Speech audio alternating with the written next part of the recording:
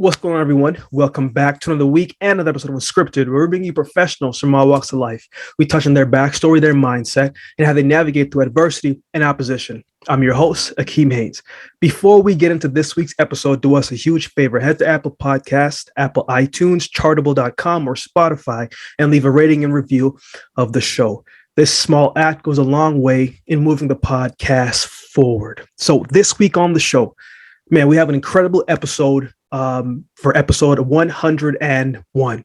She's a mother of 4 children, a certified life transformation and nutrition coach, and the founder of the internationally recognized makeup brand, Mia Adora. This week on the show, Natashia Mensah. If you've heard of Natasha before, maybe you've seen her online, maybe you've purchased her products or seen her speak on stage, then you know the energy and information and passion and joy she takes with her wherever that is that she goes. When I first met Natasha, I knew small snippets of her story, but I wanted to know the full details of how she was able to smile and be joyful despite some of the trials and tribulations that impacted her life all of a sudden, and she had to pivot and try to figure things out. In 2019, Natasha's husband passed away from colorectal cancer.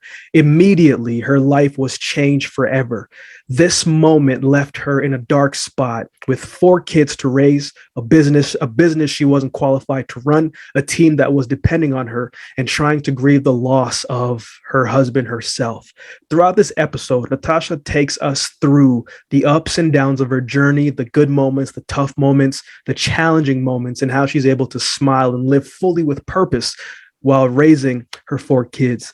We talk a lot about business as well, too, the pivot that she had to make and the power of social media and how she used that to not only bring awareness to certain things, but grow her brand and her audience with authentic transparency and sharing the tough parts of her. Immediately after her husband passed away, she had to kind of go into grind mode. And as she says in the episode, survival mode, right? But she found a way to push through. She found a way to overcome, and she found a way to stay in the moment and to stay present. She lives by this motto: if I can do it, then you can too. This is a message that Natasha preaches to her audience through authentic transparency in all of her messages across all of her social platforms. There are a lot of things that resonated with me throughout this episode, and I believe it will resonate with you as well, too, especially if you're a mother, right? She speaks the truth, she's transparent, and she's truly an inspiration, an array of hope that you can push through in the midst of tough times. You just have to have a formula and a way of doing so. So without further ado, enjoy this week's episode. Natashia Mensah. Okay, Natasha. So I like to start especially season 3, I like to start it the same way, right? As we've talked about before, and you're big on this too, I'm big on gratitude, right? As I've always said, it's hard to start your day in a negative state when you're grateful for all the things you have and what's in front of your life. So give me 3 things you're grateful for today, Natasha. I am so grateful that I personally and my family is healthy. And I know we say that so casually, but when you've seen somebody sick and die, you're just being healthy and not having any pain in your body you're good. So that's number 1. I'm safe. My family's safe. And another thing I'm thankful for, I get to do what I love. Yeah. You know, that first one is going to hit a little bit different as we get into the story for people understanding it, right? But here's the thing, Natasha, people see you now, they see you at a certain part in your life, in your journey, on the mountain, right? Looking at the mountain, standing over and looking on it. And I think that often gets misconstrued because where we are now isn't where we started, right? So if we can go back to the beginning and understanding of a person, we can see how they got there. From your earliest stages, Natasha, what was the dynamics like growing up for you? What was the environment like? What was the times around the city like for you? Oh, interesting. Okay, we're going all the way back. We're going back. We got to get all the way back. Okay, so a little bit of my background. I was born in Lethbridge. My mother, that's where my mom is from. She's Eastern European background, Hungarian, Ukrainian. And my dad immigrated from Guyana. So he left his family to come to Canada, and my parents met, and they had me and my brother. So growing up, it was good. I think it was like a lot of dysfunctional families, to be honest. We all have our issues. Fast forward, my parents ended up getting divorced at 14. And that was a significant time in my life where we didn't know the Lord. No one in my family knew the Lord. Everyone was very lost.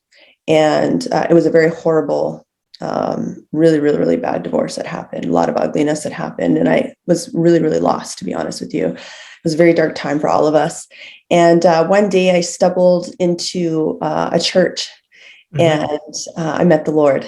And this was when I had finished high school, just got into nursing school, and my life completely changed after that. So yeah, that's kind of how everything really started and changed for me, I would say. Going back to the divorce, right? Everybody handles it a little bit differently. Okay. Yeah, I'm like, how much detail do you want to know? I can go. Yeah. And especially as young adolescents, still trying to figure out things about ourselves, right? Our brain is still growing. We're still seeing things differently. It affects people differently, right? I've known people in certain situations where they suppress it and they say, oh, it's not a big deal, but it comes back down the road. And then I've had people who leaned in.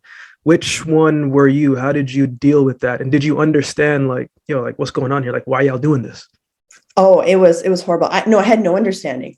Because both of my parents were very broken. They both, neither one of them had parents that were functional, come from a very long line of dysfunction on both sides, divorce, jail time, drugs, alcohol, major mental health issues on both sides of my family. And so I don't blame my parents. I think, they did the best they knew how in that moment, but it was very, very dysfunctional. And it completely broke me. As I was 14 years old. I was an athlete, actually. I was a competitive swimmer. I had my black belt in karate. My dad was my role model. He was my best friend. And then things just got heated. And it escalated to the point where, I saw my dad be taken away in handcuffs. And if I could be really honest. And so it messed me up bad, really bad. All of a sudden, I didn't see him for a long time. And no blame on him or my mom, but they just both checked out completely checked out. And so I was a lost soul, in high school. And I went from being an athlete training 8 times a week to being a party girl, just numbing pain. You're not even aware of your brokenness in that moment. You're just kind of in survival mode. So I didn't start dealing with it until I became an adult a little bit. I had forgiven my parents and stuff like that. And thankfully, when I met the Lord, He's the one that actually showed me what it's like to be a father and showed me my identity. I can go into details there, but He's the one who showed me who I was. But it's actually not till just recently, and I'm 36 now, and gone through everything I've gone through, and I'm sure we'll go through that I'm actually even healing more now, my daddy issues, compared to even before. As someone who, my mom had me early, right? And it's one of those things where I got to grow up with her to see all that she is today, right? That's one of the things when you have a young child, you get to grow up with them. But I saw different things, and you see different things from each and every single relationship that you're around from a self-worth standpoint. You did have both parents in the house for a little bit, and then you didn't really see them as much. Where were you looking for self-worth? Did you feel like you were worthy of the love? Because again, these are things that people don't be asking, right? You just go, man, just keep grinding, pushing. Exactly, right? So what did you even have an understand? Did you feel loved? And especially, sorry, Natasha, especially your father's Guyanese, right? Yes. In the Caribbean household. Yes. You're loved. Yeah. But you don't hear it. Yep. Yep. Yeah. No, exactly. And I knew my parents loved me, but I felt very rejected. For sure. And especially to be, super real about the whole situation, my dad immediately was with both my parents, I would say, found other people to be with right away. Mm-hmm. And I remember just being like, no, like, I need you. And like, just having that like straight up rejection, like so fresh. Mm. So it's like, they love you, but you definitely feel rejected in that moment. So you start looking towards your friends and your peers for distraction and pleasure, really. One of the interesting parts, Natasha, about your story moving forward is, and we're going to get into it later, you didn't have any, entrepreneurship became something later down the road. But at the beginning, was it a thought? Did you have it mirrored? Did you see anything? Did you even know what that is? Because, we heard the word, but we didn't understand what the word meant. No idea. I grew up in the household where it's like, you're going to become a doctor. That's all I heard. You're not going to be a stay-home mom. Like I grew up in, my mom was the very independent, educated woman. She came from that era, from the women that were fighting for the rights and all, like the feminist era. Right. And that was part of the headbutting issues that were happening with my parents, looking back and now understanding what happened. So growing up, it was like, don't even think about being a stay-home mom, because that's like the lowest of the low. You're going to become a doctor. And so that's all I knew. And it's so funny looking back, because since I can remember, like 5-7 years old, I was on the streets hustling. Like I was like selling my brother's toys. I was, having a lemonade stand. I was going door to door. Let me shovel your sidewalk, sweep. We used to go to Florida all the time. I have lots of family in Florida. And I would go and collect seashells, come back to my hometown and like go door to door and see if anyone would buy seashells. And I was just playing. And no one ever like said anything about it, because she's just playing, right? And not realizing that was my gift. Yeah. And so entrepreneurship was never talked about. And if it was talked about, it was very negative, because I saw my dad fall on his face a lot, like trying to start businesses, didn't work out. And it was the cause of a lot of problems, a lot of strife in our family. So it was never anything I even entertained for a moment, to be honest. I went ahead and went to nursing school, and I was on my way to become a doctor. I did pre-med until the Lord interrupted me. Okay, let's go. Yeah. Let's go there. Okay, right. Because again, you're in the household where doctors and all these things is in the atmosphere. You get there. What happened? Why did you go a different path? Because when you're halfway there, most people are going to be like, yo, just finish it. Like, what are you doing? Yeah, no, exactly. So I did go ahead, despite all the dysfunction, thank God, by his grace, I did end up getting into nursing school, a university, and I became an RN. And so I was really, really thankful for that. And then for med school, you need a degree first before you can apply into med school. So during that time, I had met my husband at the time. He was in engineering school. And I also given my life to the Lord. So I was starting to transform, a bit. Things were changing. That entrepreneurial bug, bit me, or I guess you could say, as I was learning about myself, I was starting to, awaken to myself and what God put in me. So that's when I started like kind of exploring options, even though I was in nursing. And so then after nursing, I started I did 2 years of pre-med sciences, like biochemistry and stuff like that. And that's when we ended up getting married, actually. Mm-hmm. And when we got married, I got pregnant after we got married, and we ended up losing the baby. Mm-hmm. And then after that, like halfway through the pregnancy, I miscarried. After that, I just felt everything inside me. I'm like, I just want to be a mom. Like, I don't care what anybody says. I want to be a stay-home mom. And like go against like what everybody, had told me to do. I just wanted to do that. And, thank God I did, because after my first, like when I was pregnant with my first son, Malachi, even though I was a nurse. It's my little brother's middle name. Oh, really? Oh my gosh. I was obsessed with that name. I love it. It's so beautiful. It's a messenger of God. So when I was pregnant with Malachi, I knew for sure I wanted to be a stay-home mom. I stopped going to school.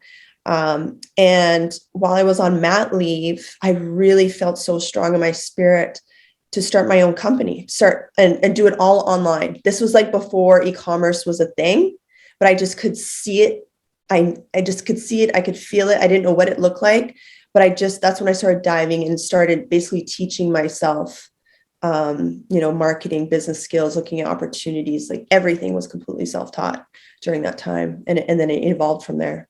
Would you say, Natasha, that was your first leap of faith, right? Because I think people who follow Christ, or maybe you don't follow Christ, maybe Yeah. you have different ways of speaking to God, right? But for Yeah. us, we're Christians, and Yeah. sometimes we hear what we think may be the Lord's voice. Now, sometimes it's very direct, sometimes it's a whisper, sometimes you're Yeah. just like, wait a minute, is that my Yeah. intuition? Tell me what the case may be. Yeah. But why did you feel so compelled to do that? I'm saying, was it maybe even going back to thinking about what your parents may have said, right? For you to get there, for you to say, you know what, I don't want to go that path. I want to do this. Because a lot of times we hear certain voices that may come like coincidences. We don't necessarily have the intuitiveness to act on them. So why did you feel so compelled to do that? Wow, that's such a good question. There was a couple things. One is the more time you spend with the Lord, the clearer his voice is to you. And the one thing I'm thankful for too is I didn't grow up in religion at all. So I had a very unadulterated faith. Like that childlike faith, like I know this is God, because it's like so different than everything else, and it aligns with his word. So because I was in the word every single day, I was getting revelation. I was getting business revelation. And so for me, it was just more confirmation. I had spent so much time with this. It wasn't like I was just like, I'm going to start a business and like drop everything. It was like, you get this feeling, you get this sense, and you just like have this like peace inside of you where it's like, I know this is not what everyone wants me to do, but I feel like this is the way I need to go. And you're just like, you're trusting that. And then I had trusted people in my life, spiritual mentors, just, you only need one or two. Yeah. Right. And my husband at the time, which, we're very much, believers, you have to be in unity before you're making any big decisions.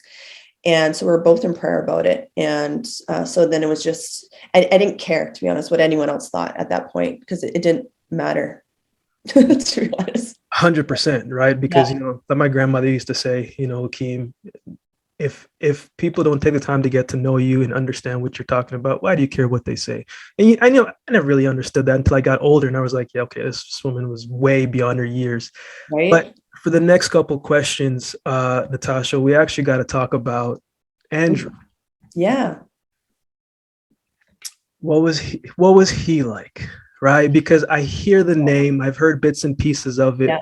No one's ever told me what he was like.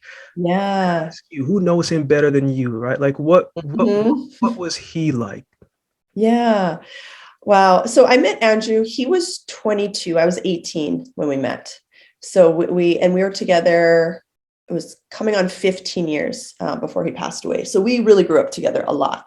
And before we met each other, we were both, we didn't know the Lord or anything like that. He was a very smart individual, very, very smart engineer. He was also doing what his parents, coming from an African background, West African immigrant family, like you have to become a doctor, an engineer, or a lawyer. I feel like every immigrant family and understandably so, they sacrifice their life. They want the best. Yeah, like their intentions are very well sounded. For sure. It's like, you're not wasting your life after everything we've been through. So he was like, he was down and he hated it. He was like, I'm not an engineer, but I did because my parents, made me. Were like, you have to do this. And I didn't know what I wanted to do. So, he was an electrical engineer, and I had given my life to the Lord, and then he was very resistant. This is a part that nobody knows. I'm gonna share this with you guys. Everyone sees the Andrew now, like after, he's like known as like the legend, and he did so much great work, and he was a role model, and that's 100% true. But before that, he was a typical guy for sure. We all fall short of the glory, Natasha. We all fall short of the glory. he was definitely a typical guy going through typical guy struggles, for sure. And the 1 foot in, 1 foot out with his faith for a long time. And it came to the point actually where we broke up, and I was like, I'm done. My life, I'm going with the Lord. You can do whatever you want, like peace type thing. And that's when he really jumped full force and like completely transformed his life. Like, I don't think I've ever seen someone like wholeheartedly do, like a complete turnaround like him, where it was just like, got rid of everything, drugs, alcohol, relationships, anything that was toxic, completely surrendered his life to the Lord, got new mentors, got new everything. And like, that for him is when he also got in touch with, the gifts that God had given him. And one of his, I would say his strongest gift, and a lot of people I think would agree with this, is he's a phenomenal communicator. He was a phenomenal communicator and a phenomenal connector, really, really good at connecting and drawing things out of people. So, and he also had that business heart that was suppressed. So we had ended up actually starting a business and didn't tell anybody for about a year and a half. Before we started, like we were doing well. Then we finally told our parents, by the way, he quit his engineering job. Yeah, to start selling products on Amazon, like First, they're like, yo, what is Amazon? Like, what is that? Yeah. It was a huge leap of faith. But yeah, so he went through a dramatic transformation for sure. Natasha, you spoke about gift twice. You said it twice. And that's one of the questions that people ask me the most. What is my gift? How do I find my gift? If someone is asking that, trying to figure that out, how would you give them a definition to help them get closer to that? Yeah. And the first thing I would say is we all have them. Absolutely. Don't think that you don't have them. We all got them. God's put them in all of us. It's just they're hiding, and often they're right in front of our face. Mm-hmm. And I would ask them, what did you love to do when you were a kid? What did you love to do when you were a kid? When no one was telling you what you had to do, but you wanted to do? And even as an adult now, what do people come to you for? Yeah, that's good. Like advice. That's good. And what do you actually, and the other question I ask people is this, that are confused. Okay, you have $1 billion in your bank account right now, right? You're not even thinking about money. You have no fear. What would you love to be doing? What makes you feel alive? Doesn't mean you're even really good at it yet. You can get good at it, but what would you love to be doing? And I believe between those 3 questions, you'll find your gifting. For sure. That's good teaching right there. Natasha. So we are now into entrepreneurship, right? We said, you know what, look, that doctor stuff, we're not doing that. Engineer stuff, look, we got other things to do.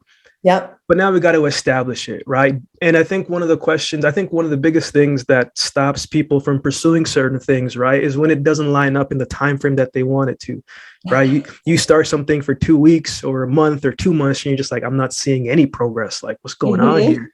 At how long did it take for you guys to develop that foundation to say, you know what, now we can start to grow? Because you got to have the foundation before you know how to scale it, which way to move with it, if you even have something, right? So what did that look like? Yeah, that's a great question. And even before that, you guys, like, I remember we started playing around with like, multi-level marketing, like just because we had no idea what even business was, right? So like you just kind of like start trying different things. And like, we tried lots of different things, to be honest, and like nothing really stuck. But we both just like, that's okay. Like, we'll just keep going. Right. And just keep learning and keep learning and keep learning. And every day I was just learning as a stay-home mom. By that point, I had 3 kids under 3. Okay. I'm a stay-home mom. I've already gone against what my family wanted me to do. Twice. Right. So this rebel child. But every day I would just be listening to stories of other successful entrepreneurs every single day. And then I started just imagining and dreaming. And then I started seeing opportunities. And then we took a course. So you're constantly like learning and dreaming and trying things and failing, and then trying something else and failing. But I don't even like calling it failing, because it's just like literally just stepping stones, right? And then eventually, Andrew actually felt the Lord tell him to quit his job, which I'm not telling other people to do this. Like, you need to do what's right for you. But like, he had that confirmation. We felt it in our spirit. By that point, we were just starting our Amazon business. We were just launching, and the money wasn't there yet. Okay. It was like a huge leap of faith. And right after he had quit that, and we were like full force with this business, this online business, it started to take off. And within 6 months, he had already, surpassed his income. And within that year, we hit 7 figures actually. Wow. in sales, doing that. See, obviously everybody's story is unique, right? It's different. Yeah. But when you feel led and compelled to do something, if you trust it, and obviously the way how you were operating, the both of you, it was going to take off at some point. But the other part, Natasha, that people don't tell you is every season has an expiration date. Yes. And sometimes the seasons, especially in entrepreneurship, but in life, they're very good. And then something happens and you're just like, holy crap, how am I going to get out of this? Oh my gosh, yes. 2017, Natasha, a lot of things changed. Andrew was 34 at the time, if I read correctly, and he was diagnosed with colorectal cancer. Yeah. When you got the initial diagnosis, Natasha, I'm talking about you go into the doctors, you get the news, you're kind of still in shock, hasn't really sat with probably either of you, but now you got to go home and now you're sitting in bed and now the kids are asleep and you're thinking to myself, wait a minute, what was that news like that night when you guys were maybe just talking, just like, yo, how are we going to attack this? It was horrible, to be honest. Like, it was horrible. It was so unexpected, because he was so young. He had no risk factors. And actually, he had gone to the doctor multiple times that year, and they never tested him for it because they never suspected that. I hear that so much, man. Yeah. And I, even as a nurse, I worked on a colorectal unit at some point, and I didn't suspect it because I'm like, you have 0 risk factors. Usually you see that type of cancer with somebody that smokes, drinks, and is overweight, or just like really poor lifestyle choices with food, or like a family history. But he had none of that. None.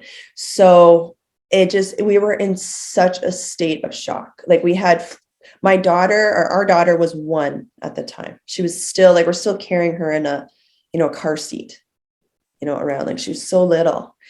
But, we were people of faith. So we're like, we're just going to tackle this head on and we're going to keep living our lives, and that's it. And, so we started. One of the things, Natasha, that I really try and do with my little brother's 13 and my little sister's 9, is I try and be honest with them about a lot of different things. When you had to tell them the news, how did you go about that? Because I think this is one thing, look, what I try and tell people, especially parents, when I go in to speak in certain different platforms, I'm just like, man, like, your kids are going to find out certain things with or without you, but at least if you inform them, they'll be able to get some direction on how to process it, right? But again, they're all young kids, right? So what was that experience like? Because how do you hold it together? Yeah. So this is an interesting thing about our story, actually, is we decided to not tell the kids. And our oldest was 5, right? So we had a 5-year-old, a 4-year-old. I guess my other one would have been 2 or 3. I guess 3. And then our youngest was 1. So we didn't. And I don't know if I want to call it if it was a mistake or not. It's hard to say. Yeah. Because we did, he, like, the 2 years that he was going through treatment, he looked and felt normal. So no one knew. Yes. No one knew. So so the kids got an extra 2 years of normalcy, I guess you could say, with their dad. And we didn't expect him to die, to be honest with you. Like, it didn't even cross our mind that he was actually going to die. So we're just like, no, we're just gonna, live our lives normally and just go through this. And so even though he was going through treatments and stuff like that, no one knew because he looked normal. Like, he didn't lose his hair or like anything like that. He looked normal. We were running young adults group at church. The kids, they didn't know. Part of the reason too, I think, and I'm not saying this was right at all. There are obviously some things I would have changed, but it was really important for him specifically that the only people that knew were people that were going to 100% stand in faith with him. Yes. Because the biggest battle is actually the mental battle, an emotional battle that you go through with something like that. That was the biggest battle. So he didn't want any room for anyone to speak anything negative over him, or like him having to comfort them, when he's trying to keep it together for himself and for his family. So I had a friend that passed away from cancer when I was at the Olympic Games. I kind of spoke about it at the Project X event, but again, you got the news. We're still running this business, right? Things are looking prosperous. Things are still flowing well. It seems like he's going to, it hasn't even crossed your mind that he may be gone. But those treatments, they're pricey, right? Yes. And one thing about bills is they keep coming. You know what I'm saying? They keep coming. Yeah. So what did a day-to-day process look like, right? Because one, you have to operate the business. You have to be conscious of everything that's around you with all of the kids. You still got to be mom, right? You still got to be wife. You still have to do all the things. So how were you keeping balance? What was keeping you rounded? Yes, your faith was absolutely there, but there are some other things that you had to do. What were those other things? Yeah. So I didn't understand stress back then, like I understand now, to be honest with you. Like, stress is not a good thing. I think everyone knows stress is not a good thing, but I didn't really understand how stress works in the body and how it really suppresses your immune system and just the toll that it takes on you. And so we were doing what I feel like a lot of people were doing, like, you're speaking positive, you're trying to act positive, but deep down inside, you're filled with anxiety. You're filled with stress. And you have no way of processing it because you don't know how. You don't even know that it's an issue. You think as long as you're speaking in faith and you're walking in faith, you must be in faith. Now, looking back, that's only part of the equation. How are you actually feeling? Actually says more than anything that you're saying and acting, because how you're feeling, your emotions are literally your energy state, and it has a biochemical reaction to every cell in your body. Emotional intelligence. Yeah, right. And that's why I take that stuff so seriously now, because I did not know that before. I just thought, stress is bad, but whatever. I'm tough. I'm tough. I'll just push through. Just speak in faith, whatever. That was me.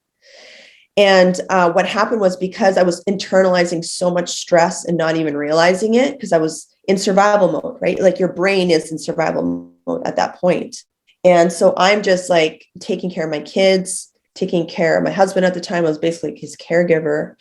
And I completely neglected myself, like, I'm still in the word. I'm still trying to speak positively. But I had no appetite. I had like body pain from the stress, from the anxiety. Like, I became like almost like a skeleton, and I didn't even realize it until after he passed away, to be honest. And even with him, he was also doing the same thing, where it's like, he's trying to speak in faith and act in faith, but deep down, he is completely being consumed with anxiety and stress and fear. Right. And that's what you're taught even in church. It's like, no, you just got to, just stand in faith, just speak in faith.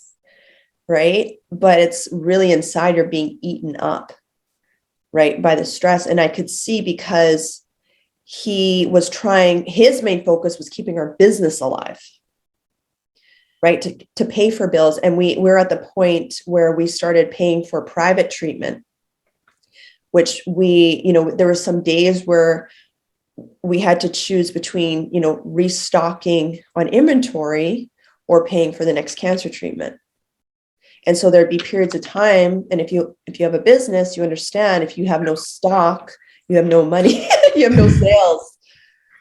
Right. So it was this, I could see I could see the stress on him of like, trying to keep the business, and we have employees too. And, he's trying to keep the business going, but he's trying to go through cancer treatments and pay for cancer treatments, and like that stress, I really believe, is what really deteriorated a lot faster. It made him deteriorate a lot faster. And this is something I did not realize until after, to be honest. I read January 2019 is when he passed away. But I also read that you guys spoke on stage together 2 weeks prior, before he passed away. Yeah, so we spoke on stage together on January 19th, and he passed away on February 2nd, I believe it was 2nd or 3rd. It was like right after midnight. Yeah. So it was 2 weeks later. So leading up to that point, still there's no thought behind that's going to happen. Everything was normal. Yeah. And that happened. Okay. So how did you take it? Because I also read at some point you said that like your body looks sickly, right? Yeah. Like you didn't, like everything was kind of withered, but when we didn't expect this to happen, we thought we were pushing past it. And then the worst happened, Natasha. So what was those next couple of days left? What were you thinking about the business, about the kids? Your husband's gone. You just spoke about stress and anxiety, right? And we try to suppress it. No, it's there. It's there now. Yeah. What did you do? Yeah. It was crazy because we were in Arizona, and he was getting treatments there, private treatments, and he was doing really good. So we're like, okay. They were like, Andrew, we want you to stay here longer. And he was like, no, I'm feeling good. Let me just go back for Christmas, take care of some business. So we did. So we came back. And that was, I think, the big mistake. Was coming back. Yeah, we should have stayed. And so he could have continued getting treatment. So we had a really good Christmas together. He was feeling normal. And it was like after New Year's, it was like all of a sudden he woke up, and it was like he was sick. Like it was like the first time you could see like something was wrong. And so that was the beginning of January. And then from there, he just like every day he slowly started to slow down, and like he wasn't looking well. And then by the time we spoke on stage, he was actually in a ton of pain that day. He was going to speak on stage, and then he was going to fly to go get a private CT done in the US. I think it was that Monday or something like that. And so he like used all of his strength and energy to go up on stage, and we spoke at a Kingdom business conference to a bunch of business people, and he spoke so well. One day you should, if you can, see that video. Yeah, please send it to me. Yeah. And then I think it was the Saturday he spoke, and then on the Monday he went for a CT in the US, and then we found out that I think it was by Wednesday we got the results, that he was completely full. Like it was just absolutely everywhere. It just had spread like wildfire. And by that point he was really sick. And then at that point he started telling more people. We rushed him back to the US to get more treatment. And it was the day after his birthday, we flew him back to the US. And he was doing major treatment for like a couple days, and he was responding well, but then his kidneys shut down, and you can't live without your kidneys, right? So then he passed away in the US, actually. So it was just overall, it was extremely traumatic experience, because I had to fly back, tell my kids that their dad was gone. And they didn't even get to say goodbye to their dad. Yeah. Yeah. So, yeah. That's, when you talk about life, right? I think we always expect the best to happen, and we absolutely should, right? Mm-hmm. That's what gives us hope. But things turn, and it goes to show that, like, man, we're not steering the ship here, right? Like we're not steering the ship. Yeah. One of the questions, Natasha, that I asked you when we were on the couch talking, I'm at that office there. I said, Natasha, what was the dynamics like with your kids now that he was gone? Because now you're already playing so many different roles, but now you have to step into that role. What were some of the challenges that you saw raising these young, beautiful babies now, right? Because man, that's a lot to handle. It's 4 of them. It's a lot to handle. Oh my gosh. It was awful, to be honest. I'm trying not to cry. Hey, um, hey, it is all good over here. Frank, um, really, sometimes, man, sometimes we gotta let it out, right? yeah. I tell, and this is something that I've learned. I should have brought my tissue. Um, that for me was like, it was one thing to lose him. Like that was obviously completely devastating. But to see my 4 kids,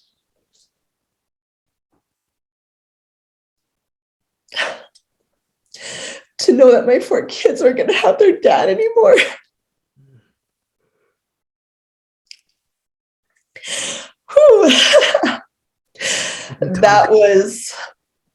That hits different. Hits different. And especially because I knew how much he loved, like his family was the most important thing to him. Yeah. He didn't want to die. He fought so hard. And I think because like honestly it was because of my kids that I went into mama bear mode. Like it didn't even matter how I was feeling in that moment. Like I didn't even care how I was feeling, to be honest. Like I was full-blown mama bear mode. And I'm like, what can I do to not make my kids suffer? And because he was a stay-home dad. It's not like he was a jerk or like traveled and never was home and they barely knew him. Like he was home every day with them, playing basketball. Like my oldest son Malachi, like his dad and Kobe Bryant were his role models. Mm. And so, and then we had and the other thing I'm thinking right away is I can't lose our company because that's our source of income. Right. And it was already holding on by a thread. So I just went into complete survival mode. And I'm like, my kids, they just lost their dad. They cannot lose their mom. Like I cannot become immobilized by this.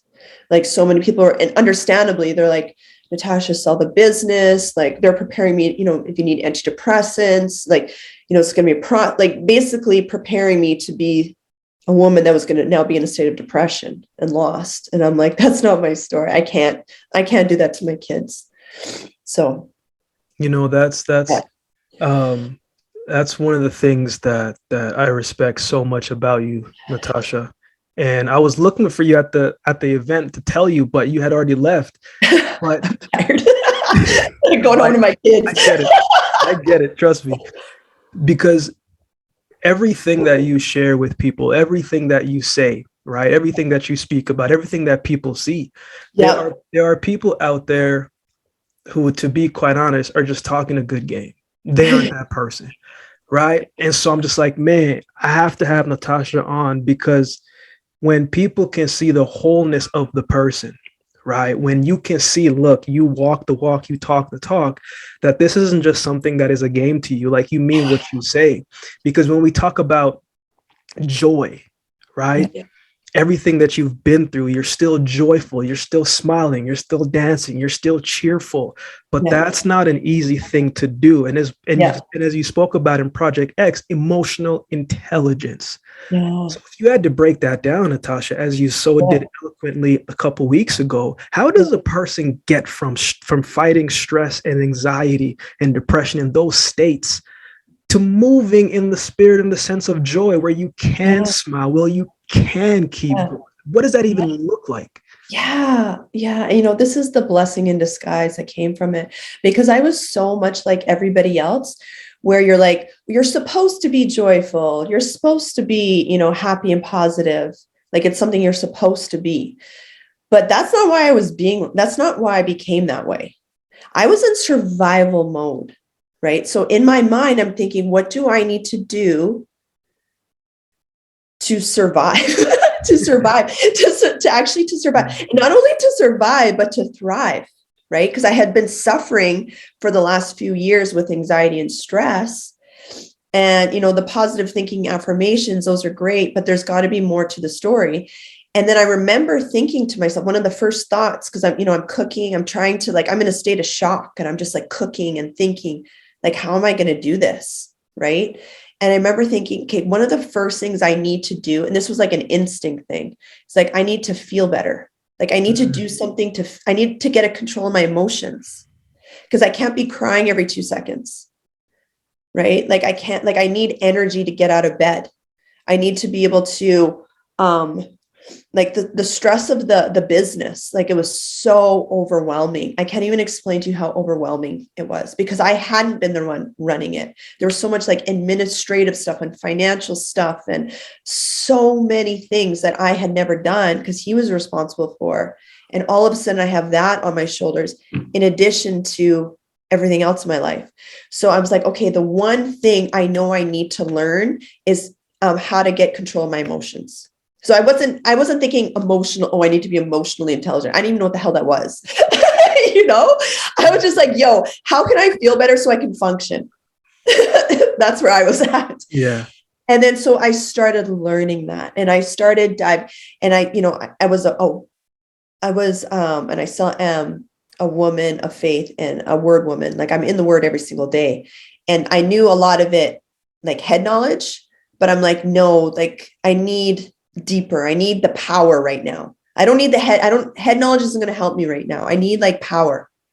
My life right now is too big for me to handle on my own. There's no possible physical way for one girl that's broken at 33 years old to now raise 4 kids, run a company, and be happy and healthy without some sort of higher power intervention, right? So I started studying emotions, like just simple things like how can I start to feel better? And then everything I learn, I always go back to the word of God and I cross-reference it.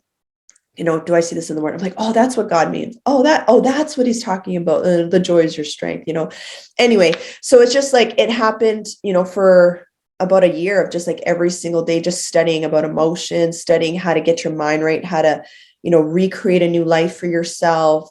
A lot of things that you kind of hear about, but you don't really embody, if you know what I mean. You're not like actually living it. I was done with that. Like I want to live this. I want to understand this. And so that's kind of how it evolved. And then before you know it, I was like feeling this joy that I've never felt before, and this peace that I've never felt before, and happiness and excitement for life that I'd never felt before. And that's how it evolved. I think one of the missing pieces I forgot to add, that was 2019 when Andrew passed away. 2020, the pandemic came, right? But by the way, now we're in a global pandemic. Just to throw that in there. Yeah, so it's like there's all that to it's probably the worst time to process death, especially is during that time. But in that time, you found different ways to continue to grow and continue to develop, and the business is thriving and you're able to do more things. And it honestly reminds me, Natasha, of the story of Job, right? When he lost his kids and then the Lord blessed him with more towards the end of the road. But I always say, man, you often don't know what is on the other side, and you can't go around it and you can't wait for it. You just have to go through it, and it's painful and it's going to suck and it's going to hurt and it's going to take everything out of you. But then once you come out on the other side, you don't forget what happened, but you become a little bit more resilient as you're going through it. When you think about you, the person in its entirety, right? All that you've been created, all the branding stuff and all of that stuff is cool. It's just labels. But if you understand the person, you'll understand why the product and the labels are what they are. Yeah. People see you, right? When your kids see you, you come home and they see mom, they don't even care about anything else. They just care about mom. What do you want to instill in them as they get older? What do you hope that they get from you? Because they're not going to remember everything. You just hope they catch a couple things, but what do you want them to remember as they're growing in their development? Yeah, that's a really good question. Because I remember thinking to myself, because people were telling me, Natasha, quit your business and go back into nursing. It's a great career. You don't need the stress of the business. And I remember thinking, I'm like, no, I'm not giving up my dream. I just lost my husband. I'm not going to lose my company too. And I'm like, my kids need to see mom going after her dreams. That even if she doesn't do it perfectly, they need to see that. And I'm their biggest role model. So for me, that's what I wanted them to see. And that's what they've been seeing. And I see the transformation in them because, you know, you can tell your kids whatever, just like our parents did, you know, they said one thing and did another thing. But, you know, they see how mom, you know, they've seen me on my days that I've been crying and had my breakdowns. They've seen me believe for things and use the power of visualization, the power of manifestation, the power of walking by faith, the power of prayer, the power of just like daily, you know, self-development, inner work, devotional time. They see it, and then they see the fruit of it. They see the fruit of it. They see the cool things that mom has been able to accomplish that doesn't make sense. Right. And so for me, that's been the most powerful thing that I've been wanting them to see.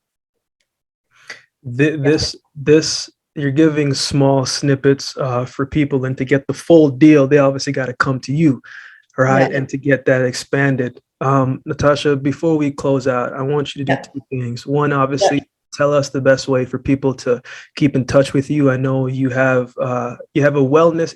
Is it a Wellness Wednesday you do every Wednesday?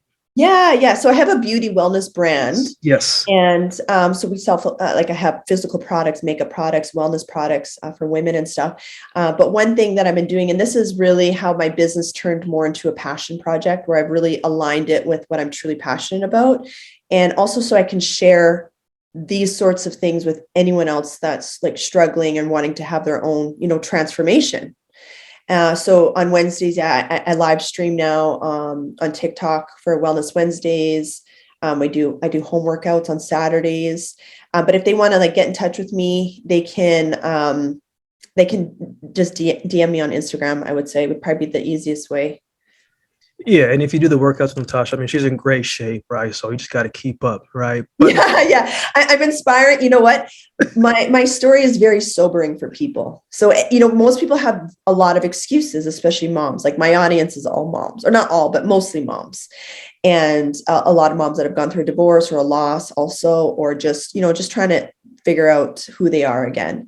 And a lot of times we have all these excuses of why we can't take care of ourselves and give ourselves permission to take care of ourselves. And then they see me and they hear my story and how this, you know, widowed mom with 4 kids is doing it. And right away, all their excuses go out the window, you know? So that's why I do this. Yeah. Just to inspire them to do it. Natasha, every morning we wake up and we create our foundation, you know, whether maybe that's meditation for some, maybe getting in the word, maybe it's going for a walk, but you do something for yourself to get yourself nourished, and hopefully the alignment of that, the Lord speaks to you and you get it. Natasha, I want you to close us out with a message that is on your heart, right? Because it's tough out here in so many different ways, right? We're still a little bit in the pandemic, not as much, but just because we're out of it doesn't mean we've recovered from it. Yeah. So what is a message on your heart today in this season that you could share with our audience today, just to give them a word of encouragement to keep pushing? Yeah, I love that. What's coming to my mind, my spirit right now is nothing changes until you change. Okay. Nothing will change until you change. And the good thing about this is it doesn't matter how far gone you think you are, how messy your situation is right now, or how far away you think you are from your goals. Every single day, carve out time to sow into yourself first. That inner work first. Because I promise you right now, this is for all of us. Our outer world, in your home, your relationships, your business, your whatever it is a reflection of what's going on inside of you. Okay. So if you can take that time every single day, protect that time, give yourself permission, especially moms don't want to give themselves permission to take care of themselves. Take that time every single day to do that inner work, and your world will change. And I want to add to this. It doesn't always have to be a struggle. I know we believe this, and I believe this too. But one of the biggest mind shifts I had in this process was it can be fun and easy. It can be fun and easy. And so there was a lot of things, and I still have to deal with now, where I'm like, no, this gets to be fun and easy. Or what's the fun way to do this? What is the fun way to do this? Look, there's nothing else for me to say. I just got to pass the virtual collection player throughout this thing. It'll change everything for you. Your workouts, your business, your relationships, whatever you're working on. What's the fun way to do this? You know, one of the shifts that I've done for me is I stopped going through things saying that I have to. You know, I get to do it because there are people who don't have the same extremities that I have, right? Yeah. I get to do certain things that most people Yeah.